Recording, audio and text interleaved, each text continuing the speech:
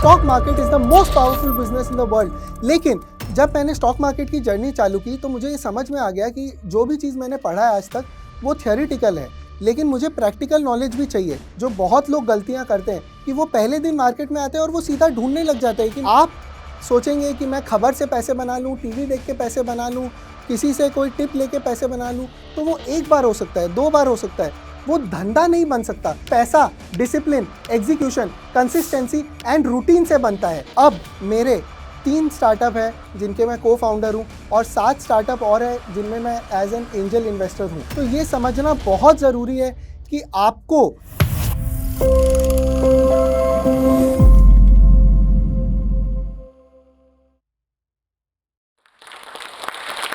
Stock market में बहुत ज़रूरी है कि आपके पास डिसिप्लिन हो, टेम्परामेंट हो, आप एक रूटीन से काम करें।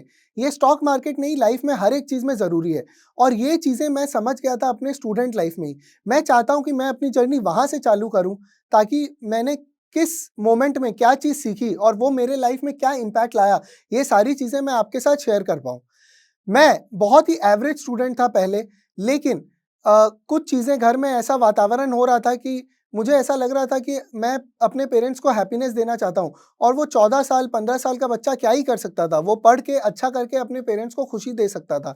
तो मैंने 14 घंटा 16 घंटा स्टॉप वॉच रख के पढ़ाई करनी चालू कर दी। इसका मतलब ये नहीं है कि हर एक जन को दरकार है, बट इससे ये होने लगा कि मुझे समझ में आने लगा कि मेरे क्या स्ट्रेंथ्स है, मेरी क्या वीकनेसेस है, मैं क्या चीज़ अच्छे से कर सकता हूँ और क्या चीज़ मेरी कमज़ोरी है। तो धीरे-धीरे मेरे रिज़ल्ट्स बेटर आने लग गए और क्लास 10 में मैं फर्स्ट टाइम अपने स्कूल में फर्स्ट आया, बट वो इम्पोर्टेंट नहीं था, इम्पोर्टेंट ये था one of the state toppers भी बन गया। लेकिन वो 16 साल का बच्चा क्या करता उस दिन, जिस दिन वो one of the state toppers बना है, अखबार में उसका नाम आया है, टीवी पे वो इंटरव्यू जाके दे रहा है, वो बच्चा को क्या करना चाहिए था? वो शायद सेलिब्रेट करता। ऐसा नहीं है कि मैंने अपने पेरेंट्स के साथ सेलिब्रेट नहीं किया, but at the same point in time रात को मेरे मैथ्स के ट्यूशन सर जो 11 का पढ़ा रहे थे, मैंने वो क्लास कैंसिल नहीं की। मैं उनके साथ पढ़ा क्योंकि मुझे पता था कि अगर आगे मुझे कंटिन्यू करना है तो मुझे उसी मेहनत से काम करना पड़ेगा, बल्कि मे बी ज़्यादा मेहनत देना पड़ेगा क्योंकि नए सब्जेक्ट्स आ रहे थे क्लास 11 में। तो वहाँ से वो एक लर्निंग मिली कि कोई भी चीज़ दुनिया आपको ओ नहीं करती, आपको हर दिन एक फ़ीस देना पड़ता है, आपको मेहनत करनी पड़ती है, आपको अच्छे से एवरी सिंगल डे अपने रूटीन, अपने डिसिप्लिन को फ़ॉलो करना पड़ता है। फिर आया क्लास 12। क्लास 12 में भी मैंने मेहनत की और one of the state toppers बन गया। उसके बाद साथ में सीए, सीएस और कॉलेज चल रहा था। उस समय एक मोमेंट ऐसा आया था जहाँ पे मेरा सीए का एग्ज़ाम था, सीएस का एग्ज़ाम था और कॉलेज का भी एग्ज़ाम मोर और लेस एक ही महीने में पड़ गया था। उसके बाद आया कॉलेज। कॉलेज के साथ मैंने सीए और सीएस जॉइन कर लिया क्योंकि मुझे ऐसा था कि मुझे ज़्यादा से ज़्यादा सीखना है, मुझे नॉलेज लेनी है, जहाँ से जो सीखने मिले मैं सीखना चाहता था। मुझे कभी भी डिग्रीज़ का क्रेज़ नहीं था, मुझे ऐसा नहीं था कि मुझे डिग्रीज़ एक्यूमुलेट करनी है, मुझे ये था कि मुझे नॉलेज एक्यूमुलेट करना है। और उस समय एक मोमेंट ऐसा आया था जहाँ पे सीए, सीएस और मेरे कॉलेज का एग्ज़ाम एक ही साथ, एक ही महीने में पड़ गया था और उस समय मैंने ये नहीं सोचा कि सीए ज़्यादा इम्पोर्टेंट है, सीएस ज़्यादा इम्पोर्टेंट है, कॉलेज ज़्यादा इम्पोर्टेंट है, ये सब सोचे बिना मेरे माइंड में सिर्फ़ एक ही चीज़ चल रहा था। मैं क्रिकेट का बहुत बड़ा फ़ैन रहा हूँ और मैं यही सोचा था, क्या सचिन तेंदुलकर ऐसा करते होंगे कि हाँ, आज ज़िम्बाब्वे के साथ मैच है, मैं थोड़ा हल्के से ले सकता हूँ। आज ऑस्ट्रेलिया के साथ मैच है, आज मुझे ज़्यादा प्रैक्टिस करनी है। नहीं, वो हर दिन उसी इंटेंसिटी से आते होंगे, वही इंटेंसिटी से प्रैक्टिस करते होंगे और हर दिन वही एफ़र्ट डालते होंगे। तो मैंने ये समझा कि मुझे भी वही करना है। उसके बीच में एक एग्ज़ाम आया सीए का जहाँ पे वो काउंट नहीं होता था, उसमें बस पास होना था और अ एक दिन सुबह मेरा कॉलेज का एग्ज़ाम था और नेक्स्ट दिन मेरा सीएस का एग्ज़ाम था। तो मैंने खुद से पूछा कि मुझे क्या करना चाहिए? क्या मुझे उस एग्ज़ाम के लिए पढ़ाई नहीं करनी चाहिए, जो चीज़ काउंट नहीं होगी? लेकिन मुझे जवाब में यही आया कि नहीं, एक्सीलेंस इज़ अ हैबिट। आज मैं अगर एक चीज़ को कम इम्पोर्टेंस देता हूँ, तो कल कोई और चीज़ आ जाएगी जिसको मैं कम इम्पोर्टेंस दूँगा और मैंने ये अपने स्कूल लाइफ़ में भी देखा था। बहुत सारे अच्छे स्टूडेंट्स थे, जो बहुत अच्छा करते थे, लेकिन वो ये बोलते थे आज 10 में क्या होगा, 10 का मार्क्स काउंट नहीं होता है, 12 से क्या होगा, वो तो कॉलेज ही जाना है और कभी अपना पूरा पोटेंशियल रियलाइज़ ही नहीं कर पाए। और जब मेरा सीए का एग्ज़ाम आया था, तब मेरी मदर ने मेरे से एक चीज़ कहा था कि तू पहले बहुत ज़्यादा मेहनत करता था, बट अभी तेरे एफर्ट्स कम हो गए हैं और वो मेरे दिल पे लग गया क्योंकि वो बात सच थी। तो मैंने अपने आप से ये प्रॉमिस किया था कि मैं या तो फिर सीए में रैंक लाऊँगा या तो फिर मैं बीकॉम भी नहीं करूँगा। मैं ये नहीं कह रहा कि सबको ये करना चाहिए, बट मेरा ऐसा बिलीफ है कि life should be like a sports person. आप करो तो अच्छे से करो, नहीं तो कोई चीज़ मत करो, क्योंकि आप कर रहे हो खुद के लिए, अपने फैमिली के लिए, अपने समाज के लिए। ऐसा नहीं है कि आप किसी और के लिए कर रहे हो। जो भी आप कर रहे हो वो आप खुद के लिए कर रहे हो। फिर जब रिजल्ट्स आए तो सीए में भी रैंक था ऑल इंडिया 26 सीए इंटर में, सीएस में भी रैंक था all India 11th and Xavier's में भी बहुत अच्छा किया था मैंने। फिर मुझे मौका मिला लंदन स्कूल ऑफ इकोनॉमिक्स में और वहाँ पे मैं अकाउंटिंग एंड फाइनेंस पढ़ने के लिए गया। वो बहुत ही बड़ी अपॉर्च्युनिटी थी मेरे लिए एंड साथ में मैं कुछ इंटर्नशिप भी कर रहा था और कॉलेज प्रोफेसर्स को रिसर्च में हेल्प भी कर रहा था, जिससे मुझे कुछ पैसे भी मिल रहे थे और मुझे सीखने का भी बहुत अच्छा अपॉर्चुनिटी मिल रहा था। मुझे हमेशा से लाइफ में खुद का कुछ अपना करना था और जब मैं वापस आया तो मैं अपने स्कूल के दोस्तों के साथ स्टार्टअप चालू किया। वो स्टार्टअप भले ही फेल हो गया, लेकिन उसकी जो लर्निंग्स है वो मुझे बहुत हेल्प की, वो आपको पता चलेगा थोड़ी देर में। और साथ ही साथ मैंने मार्केट भी चालू किया, क्योंकि coming from a business background and finance person, मुझे ऐसा लगा कि stock market is the place to be. जब मैंने स्टॉक मार्केट की जर्नी चालू की तो मुझे ये समझ में आ गया कि जो भी चीज़ मैंने पढ़ा है आज तक वो थियोरिटिकल है, लेकिन मुझे प्रैक्टिकल नॉलेज भी चाहिए। जब मैंने अपने स्टॉक मार्केट की जर्नी चालू की तो इंडिया के जितने बड़े बड़े इन्वेस्टर्स हैं उनको मैं नोट्स बना के भेजता और कंपनीज के रिसर्च भेजता और मैं उनको कहता कि मुझे आपसे मिलना है, मुझे आपसे सीखना है। और यही करते-करते मुझे मौका मिला कि बहुत सारे अच्छे इन्वेस्टर्स से मिलना, उनको जानना, उनके प्रोसेस को समझना, और वो मेरी लर्निंग कर्व को बहुत शॉर्ट कर दिया। और इसी कारण से शायद मुझे पहले साल लॉसेस नहीं हुए और मैं उससे बच गया। जब मैं इन इन्वेस्टर लोग से मिला तो मुझे ये समझ में आया कि कुछ इन्वेस्टर्स ऐसे हैं जो 50 स्टॉक रखते हैं पोर्टफोलियो में, कुछ ऐसे हैं जो 100 रखते हैं, कुछ ऐसे हैं जो 10 रखते हैं, कुछ ऐसे हैं जो फंडामेंटल करते हैं, कुछ ऐसे हैं जो टेक्निकल करते हैं, कुछ ऐसे हैं जो वैल्यू फॉलो करते हैं, कुछ ऐसे हैं जो ग्रोथ फॉलो करते हैं। बट एक चीज कॉमन थी इन सब में, सब के सब सुपर सक्सेसफुल थे। तो मुझे ये समझ में आया कि जो जवाब है, आपके सक्सेस का जो राज है, वो आपके अंदर है, बाहर नहीं है। आपके माइंडसेट से, आपके टेम्परामेंट से, आपके बिहेवियर से आपकी स्ट्रैटेजी मैच करनी चाहिए। अगर वो मैच नहीं कर रही तो आपको वो माइंडसेट बिल्ड करना पड़ेगा और वो चीजें सीखनी पड़ेगी अगर आप कोई स्ट्रैटेजी को अप्लाई करना चाहते हो। तो वहां से वो लर्निंग स्टार्ट हुई। पहले ही साल प्रॉफिट्स बने, मैंने कुछ अच्छी कंपनियां ली, अवंती फीड्स लिया मैंने, जो एंड में जाके 70 गुना बना मेरे लिए, और बहुत सारी लर्निंग मुझे मिली उससे। एक चीज था जो मैं पहले दिन से करता था, वो ये करता था कि मैं पुराने स्टॉक्स को जाके पढ़ता था जो कि मल्टी बैगर्स बने हैं, क्योंकि मुझे ये पता था कि आज अगर मैं सीधा वो स्टॉक्स को पढ़ूं जो मल्टी बैगर बन सकते हैं, तो मुझे ये तो पता ही नहीं है कि पैटर्न क्या होते हैं उनमें, उनमें क्या ट्रेड्स होते हैं। तो बहुत ज़रूरी है, जो बहुत लोग गलतियां करते हैं कि वो पहले दिन मार्केट में आते हैं और वो सीधा ढूंढने लग जाते हैं कि मैं मल्टी बैगर कैसे ढूंढूं, मैं कौन सा स्टॉक पढूं जो मल्टी बैगर बनेगा। लेकिन ये तो पता ही नहीं है कि मल्टी बैगर बनने के ट्रेड्स क्या होते हैं। तो इसके लिए बहुत ज़्यादा ज़रूरी है कि आप पुराने मल्टी बैगर्स को पढ़ें, जाके देखें कि वो 2 साल पहले क्या कर रही थी कंपनी, जब से वो मल्टी बैगर बनने लगी क्या कर रही थी, और 2 साल बाद वो क्या कर रही थी। ये प्रोसेस अगर आप हमेशा फॉलो करोगे तो आपको ये समझ में आएगा कि स्टॉक मार्केट में पैटर्न्स होती हैं। सेम ही चीज़ें कंपनीज में रिपीट होती रहती हैं, लेकिन नाम बदल जाते हैं। कभी ये कंपनी में होता है, कभी वो कंपनी में होता है, और अगर आप ये पैटर्न्स को समझ पाओगे तो आपके लिए जर्नी बहुत आसान हो जाएगी। इसमें सबसे बड़ा हाथ मेरे पेरेंट्स का था। आप खुद इमेजिन करो, एक लड़का जो सीएसीएस में रैंक लाया हुआ है, जो लंदन स्कूल ऑफ इकोनॉमिक्स से फाइनेंस पढ़ के आ रहा है, लोग क्या सोचेंगे कि उसे जॉब करना चाहिए, उसे कुछ और करना चाहिए। स्टॉक मार्केट कौन करता है, वो तो जुआ है। लेकिन मेरे पेरेंट्स देख रहे थे कि मैं 12 घंटा 14 घंटा मेहनत कर रहा हूँ सीखने के लिए, और उन्होंने कभी भी मुझे कुछ भी करने से डिस्करेज नहीं किया। उनका सिर्फ एक ही कहना था कि जो करो अच्छे से करो, मेहनत करो। एंड उसने मुझे बहुत इनकरेज किया और मैं आज स्टॉक मार्केट में इतना कुछ अचीव कर पाया। वो एक दिन था 2012 का, जब मैं लाइफ का पहला फ्लाइट ले रहा था, और 2016 आया। स्टॉक मार्केट के बदौलत से मैंने अपने लाइफ में 52 से ज़्यादा फ्लाइट उस साल में लिए, और इसका ग्रैटिट्यूड और श्रेय सब स्टॉक मार्केट को जाता है, क्योंकि उस समय हम ऑल इंडिया वर्कशॉप्स कराने लग गए थे, सेमिनार्स करा रहे थे, और साथ ही में दुबई में सीए इंस्टीट्यूट ने हमें इनवाइट किया था सिखाने के लिए। वहाँ पे सीएस को सिंगापुर भी गए थे, और ये सारी अपॉर्चुनिटी सिर्फ और सिर्फ स्टॉक मार्केट के कारण मुझे मिल पाई। Economic Times, Moneycontrol, Morningstar, इन सब का गेस्ट कॉलमिस्ट बनने का मुझे मौका मिला। इन सब के लिए मैंने काफ़ी आर्टिकल्स लिखे हैं। उसके बाद मनी 9 ने मुझे कवर किया as young multibagger hunter. Economic Times ने अपने कवर स्टोरी में कुछ लोगों को कवर किया था यंग बुल्स बोल के, वहाँ पे भी मुझे कवरेज मिली। एंड साथ ही साथ जो मैं बात कर रहा था स्टार्टअप्स का, जो मैं अपने स्कूल फ्रेंड्स के साथ किया था और वो फेल हो गया था, अब मेरे 3 स्टार्टअप है जिनके मैं को-फाउंडर हूँ और 7 स्टार्टअप और है जिनमें मैं एज एन एंजल इन्वेस्टर हूँ। ये सारा एक्सपीरियंस जो उस फेल्ड स्टार्टअप से मिला, वो सारा मैं अब यूज़ कर पा रहा हूँ और मार्केट ने मुझे बहुत कुछ सिखाया। मार्केट में मेरे पैसे बने ऐसी कंपनियों में जो डेट फ्री थे, जिनमें एडवांसेस होता था, जिनके पास डेटर्स भी नहीं थे एंड कैश फ्लोज़ बहुत पॉजिटिव थे।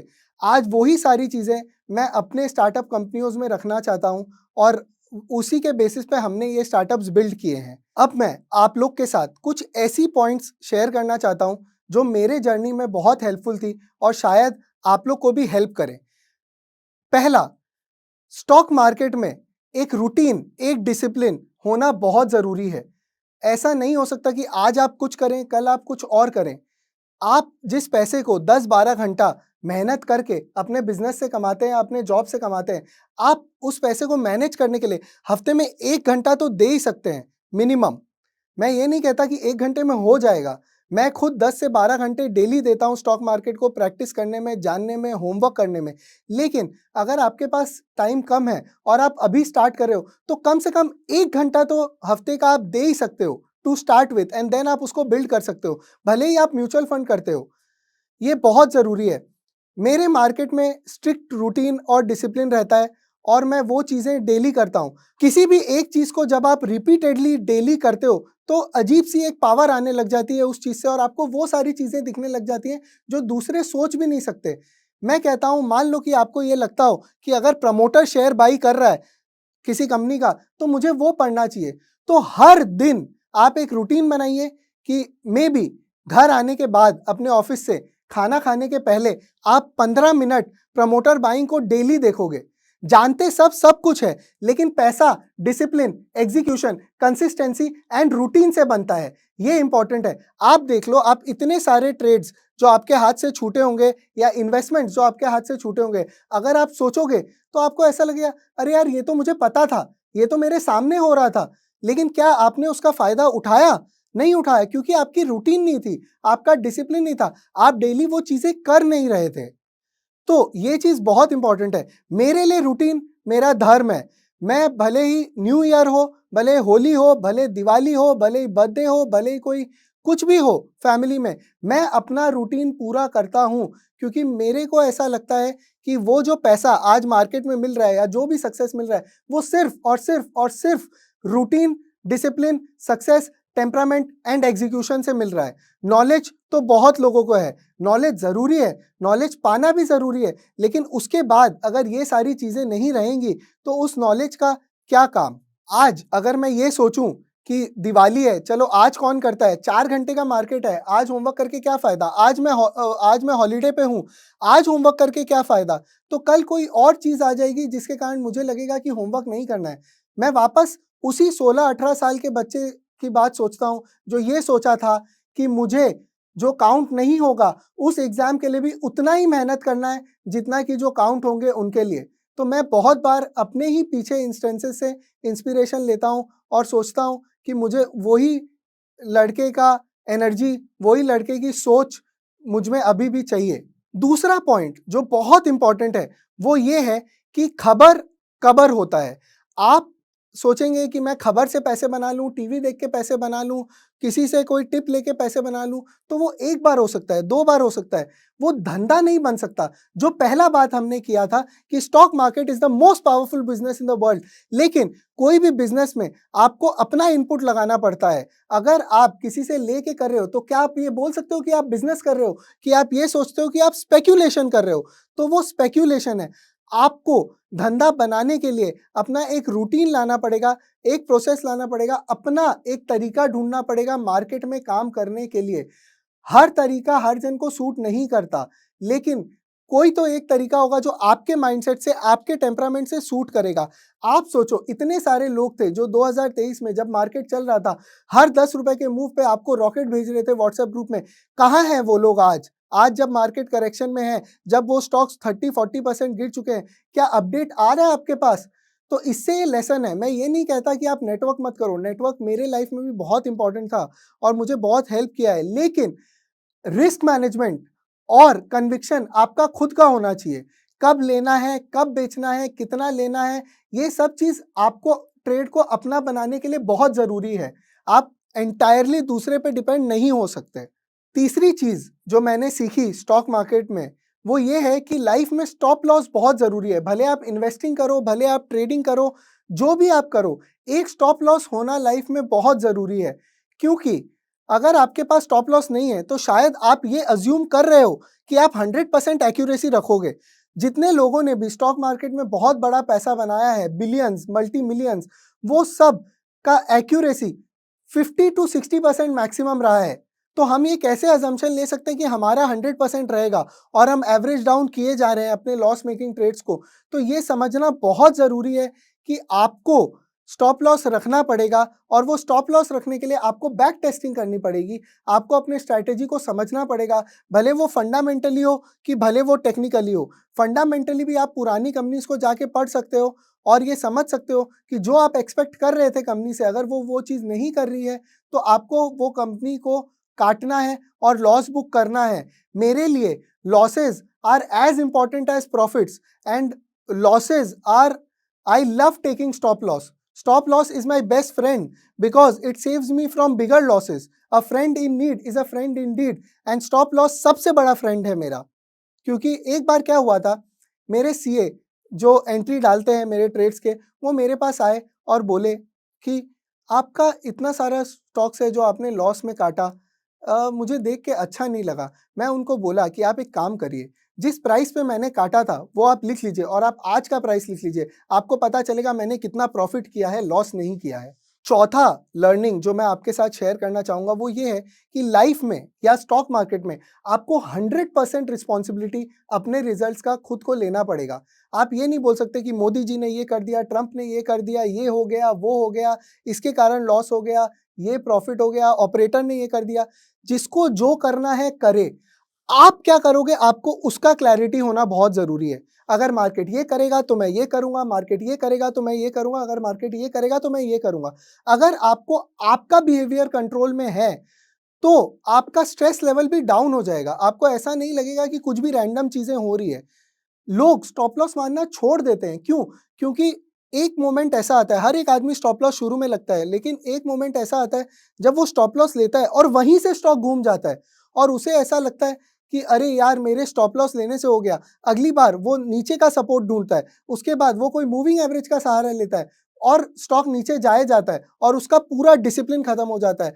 इसमें ये बात समझना बहुत ज़रूरी है कि आपको अपने प्रोसेस में ही ये चीज़ रखना पड़ेगा कि 10 में से एक बार ऐसा होगा कि मेरा स्टॉप लॉस लगेगा और वहीं से घूम जाएगा, लेकिन फिर भी मुझे स्टॉप लॉस रखना है क्योंकि वो मेरे डिसिप्लिन का पार्ट है और 10 में से एक बार ये होना भी पार्ट है और उसको एक्सेप्ट कर लेना होगा।